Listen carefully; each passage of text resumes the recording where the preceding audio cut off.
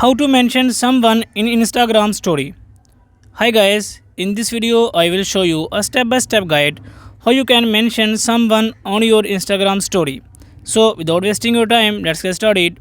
First of all, you have to open your Instagram app, and here you can see your profile picture. There has written your story. Click on this plus icon,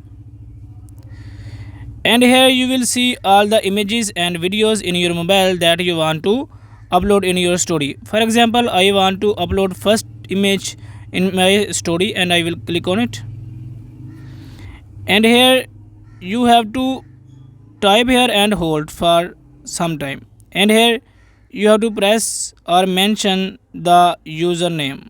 For example, I want to mention this username, and I will just select this user, and you can see this user has been selected, and I can adjust it up or down according to my choice. And now I will just click on this next arrow, and here it will confirm whether we should share this story or not. So I will just click on share,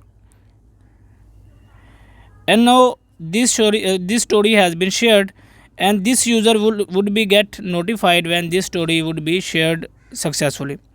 So guys, in this way you can mention someone on your Instagram story very easily. If this video is helpful for you, please like the video and subscribe to our channel. Thanks for watching.